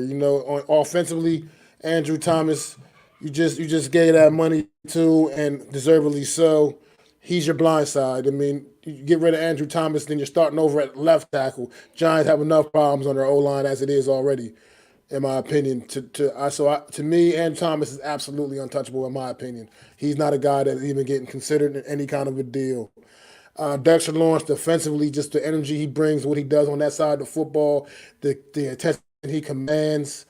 I mean, it just he's not probably a little. I would say a little less so than Andrew Thomas, but at the end of the day, I wouldn't be really trying to hear anything about Dexter Lawrence either. Trying to package Dexter Lawrence in any kind of a trade up. To me, I'm with you right there, Hit Squad, man. I think that's probably about the only two that come to mind because even though like a season like for instance that Bobby Okereke had for this football team, yes, he's not untouchable. You know what I mean? If it would take sending packaging him in the deal, we'll have to start. We'll have to figure it out at linebacker. You know what I mean? Micah McFadden can step it up, whatever it has to take. But I think right there, I think those are my two guys. Those are the two guys when I asked that question. Those are the two guys that were kind of in my mind is saying, don't think I'd be really trying to listen to anything that they're trying if they're trying to take either one of those two gentlemen off my hands. I just feel like those guys mean too much to this football team, and I just think it's not that Giants don't have any other good players that I wouldn't want to see necessarily go, but at the end of the day, I just Dexter Lawrence and Andrew Thomas to me they mean entirely too much to this football team, and it's a reason why they got paid the kind of money they got paid this past off season. Like I said, especially Andrew Thomas. I mean, like I said, with the offensive line problems that this football team has been enduring over the last several years, to finally have your stud anchor at left tackle, and then I'm not trading him away to move up a couple of draft picks. I'm just not. That position is too damn important, and it's just no way I can see because even Andrew Thomas this season it went unnoticed when he finally was able to get back on the field from the hamstring thing he was dealing with earlier in the year. People kind of act like they didn't notice how well he was still playing. He was still playing like the All Pro guy that he was a year ago, and I think it went a little bit unnoticed partially because of how poor Sorry, I'm back. the Giants' offense was, how poor the Giants' offense was. So to me, though, I agree with his squad. I was saying I agree with his squad. Those two guys though. Those are like it. I just can't. I wouldn't But be to able to me, see myself parting ways with either one of those guys. oh, Not to move I'll up a say couple this. of picks in the draft. I look at it like this. Okay, Dexter Lawrence is an All Pro. Okay, he counts as a first round pick or a second round pick or whatever the case may be. Right? If they go to you, give me number 6, give me your second this year, your second next year, and Dexter Lawrence because you need like 3 first round picks to move up. Let's say this right. You need 3 first round picks to move up, right, or 2 first round picks at least. So they would normally you would take the 6th and then maybe next year's first round pick and then a couple second round picks. Well, if they give you get the first overall pick, they get the 6th pick, they get second round pick in next year's draft, your second, your third this year, and a Dexter Lawrence because you don't have to give up the 2025 first round pick. You're doing it. And I know that people like Dexter Lawrence, but I'll tell you what. What's the position that moves the needle the most? It's quarterback. And if in a few years Caleb Williams wins you that Super Bowl, you're not going to worry about Dexter Lawrence. You know what I'm saying? So that's what I'd say about that. I don't think anybody's untouchable on this to get to the number 1 pick. Um, we haven't won anything with these guys. I'm not going to lose sleep over if we lose these guys, but we need to make sure that if that's what they Yeah, want, let's give it to them. You know? I mean, okay, I hear you. That's a good fair argument with Dexter Lawrence, but like what I was saying with Andrew Thomas, the struggles on this offensive line, as bad as they have been over the last several years, you finally have a guy that's your guy at left tackle, a guy that gets the job done, and you're going to start over at that position as well, and have to go looking Yes. for another guy that Listen, can. look. No way. I'm That not position giving. is too important. Listen. It's too important of a position. That's I an important will. position as well. I love Andrew Thomas, and my only ar- my only argument is this: is that while I agree with you, he's a phenomenal left tackle. I am going to give up Andrew Thomas because I'm making a franchise changing move. right? I'm not giving up Andrew Thomas for fucking, Drake May in the second pick. No. I'm only doing it for this time because Caleb Williams is my guy. That's the only reason I'm doing it, is to move up to the first overall pick. You're going to need capital. They're going to ask you for something. They're going to say, hey, throw in like right now, if they ask me for Kayvon Thibodeau, I'm sending his ass right to Chicago, right? No hesitation. He can move. He can go. But if they were like, we need Andrew Thomas or Dexter Lawrence, I'm sending them Dexter Lawrence. But if they're like, it's either this, or this, and Andrew Thomas, I'm not going to let Andrew Thomas, being as good as he is, stop me from going up and getting Caleb Williams. And I don't think that's going to happen with Joe Shane. I don't think Andrew Thomas is going to be the deciding factor. But the thing is, he's already blocked giving away a few players like Dexter Lawrence already, right? We've heard rumors about getting the trade. This time, I think he's got to be open to anything, because they're going to ask. They know how desperate you are. That's why they're bringing out this stuff. We love Daniel. Da, da, da. You don't want to look desperate when you trade up, because when you look desperate, that's when you give up stuff. But the Giants know that there's a lot of teams that want to move up. Commanders are one, but that wants to move. I think they're really only dealing with the Commanders, to be honest with you. I think that's the only team they're fighting for that would trade up and get Caleb Williams. I don't think the New England Patriots would care to get Caleb. They would trade to get Caleb Williams, but I don't think they would want to do that because they can sit there and still get Jaden Daniels, Drake May. But to me, the only other team might be Atlanta, but they're not going to, coming from 8, that's 2 spots worse than us. They're going to have to give you like 10 first-round picks, and maybe they will, but I don't know what they'll do. So if you're with the Giants, anything, I'm just telling you this, anything's on the table. Anything has to be on the table. You can't just be like, well, I'm going to Andrew Thomas. If they want Andrew Thomas and that's it, next year, my first round pick is going to be a left tackle next year in the draft. You already know that's coming, right? I'm not saying I'm going to go there, but maybe next year I trade. If I don't have to use that first round pick in 2025 and you're going to give me Andrew Thomas, who, by the way, has some leg injuries, had a sprained MCL. It's not like he's healthy right now. So you're getting him at that prime position on the decline. So it's something you got to consider. That's what I would say. I mean, I wouldn't call Andrew Thomas on the decline. I was just mentioning before you came back in. Like, I think that went unnoticed when he did come back from the injury. That Andrew Thomas was still playing at a very high level out there at the left tackle position. And like I said, my only issue with it is just, like I said, it's just watching this team struggle the way they have on the offensive line, and to have a guy like that already in place, it's just I just can't see myself parting with that. I just can't see it. That's like something. At some point, you got to have some kind of take some kind of a stance in some regard. Like, there's other things on this team, and I get it. Yeah. They're not going to give that pickup for nothing. I understand that, but at the end of the day, a guy like AT, like I said, what you said about Dexter Lawrence, that was very compelling, and that makes a whole lot more sense, and that makes me reevaluate my thought process on that decision there. But Andrew Thomas, to me, I just feel like I'm going to bring a young quarterback in here, and now we're back to the same, and give him put back out there the same just absolute bullshit that we put out there for all the other quarterbacks and all the. I mean, Andrew Thomas is it's like the left tackle position. Like, it's the thing about the left tackle position, especially if you have a right-handed quarterback, is with it being protecting that blind side. It's just the importance of it is just invaluable, man. To me, it's almost as important as quarterback. It's just invaluable, and people try to lessen that because the quarterback this, the quarterback that. But if have a guy out there that can protect his blind side, I mean, you're just gonna have a young guy out there getting crushed. I mean, what if I were to tell you this, right? Let me propose this trade. So for the first overall pick, you give up Andrew Thomas. You get the first overall pick. You get to keep the 6th overall pick, and then you get the 8th pick in the draft. And then, of course, you give them a couple seconds. You give them maybe 2 seconds, a second this year and a second next year, right? Or possibly the first next year, right? And you can get your left tackle, Joe Alt, at fucking 6. So you get Caleb Williams at 1, you get Joe Alt at 6, and then the rest of your draft you can futz around with because that'll be in the trade.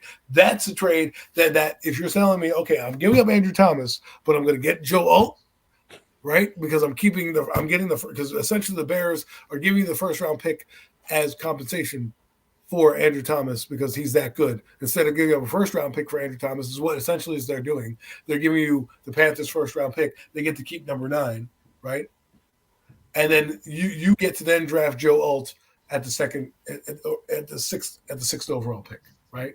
So you're getting Caleb Williams and you're getting your fucking offensive tackle all in the same draft, and all you had to do was give up your first next year and Andrew Thomas, and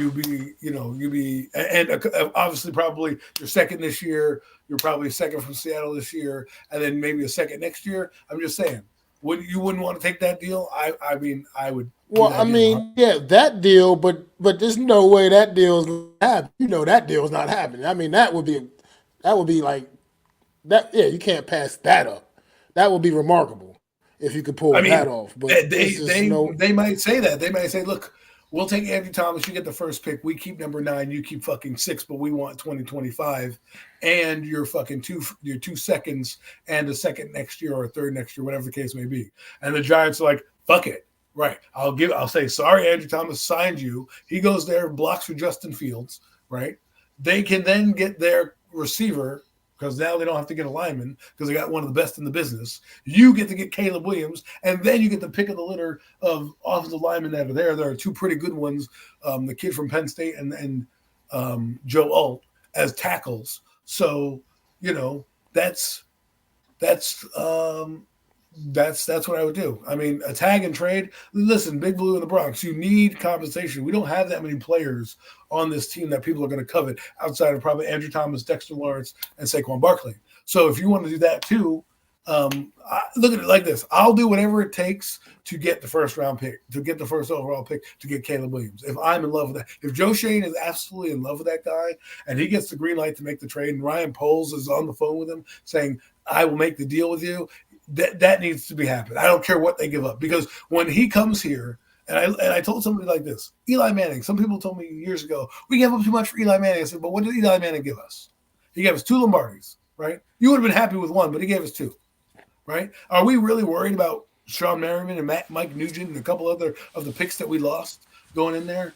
No, and they kept O.C. Manura that year. They could have they wanted Umanura, but they threw in another pick instead. So all I'm saying is, if Caleb Williams comes here, and you're not going to worry about Andrew Thomas as that guy's hoisting a Lombardi in 3 years and fighting for the NFC crowns, and you're like, oh shit, I'm not saying to do it for J.J. McCarthy. I still think the Giants need a quarterback. It shouldn't be like Caleb Williams and then nothing, because that's what they're trying to say. I will not be happy if the Giants walk away from this draft with not a first-round quarterback in hand, with with at least 5 guys coming out, and 3 out of the 6 teams in the first round, in the first 5 picks, are picking quarterbacks. That leaves you with at least 2 out of the 4 to get one.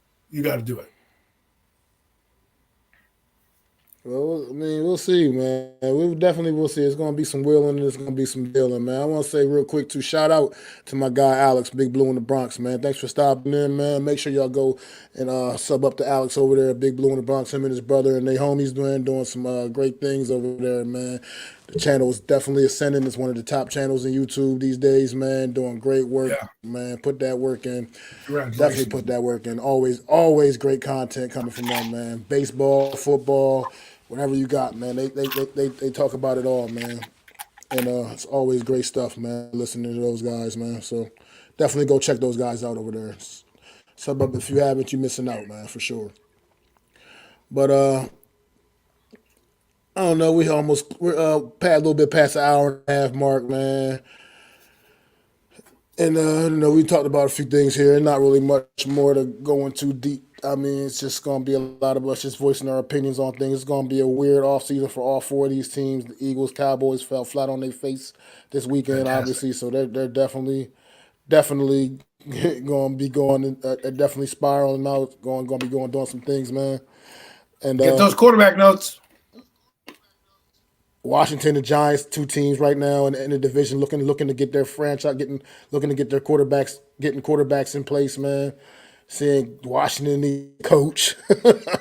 Yeah, they're gonna get. And it's a lot. I mean, a lot of things going on with this division, man. It's gonna be a fun off season. Me and Adam looks like we're gonna take a week or 2 off, man. Back for a special edition Super Bowl week, though, no doubt indeed. Should be some more news to talk about probably around within the division as well. But we're definitely going to come back with a Super Bowl preview a couple of weeks for sure. But we're going to take a couple of weeks off, reset our minds a little bit. Definitely been a long season. A lot of it's been frustrating. But we'll be back for sure, and it'll probably be a little more off-season shows than normal than we've had in the past, because it's going to be a lot of news circulating throughout this division all off-season. So it'll definitely be some more off-season shows, but we're going to still be around, man. No doubt indeed, man. We appreciate everybody, man. All y'all support, man.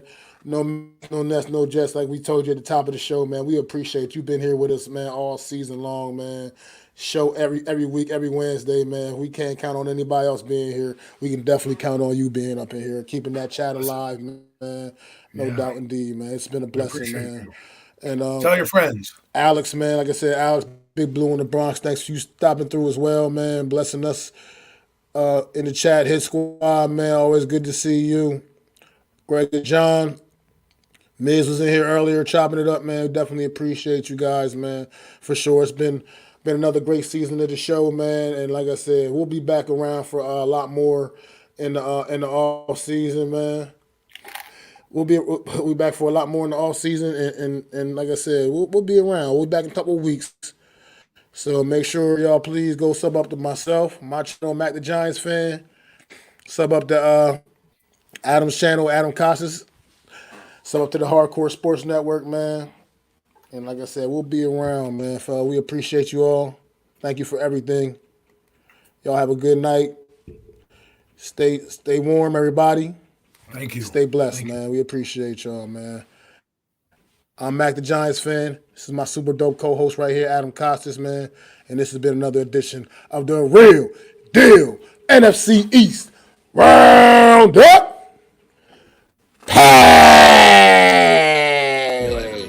I'd like to thank you all for listening. If you was feeling this, please take time to subscribe and smack them likes. Feel free to drop a comment and let me know what you think. Don't forget to ring that bell so you know when I'm dropping new content. It's your boy, Mac the Giants Fan. You can find me on Twitter, YouTube, and Facebook at Mac the Giants Fan. That's MacDa Giants Fan.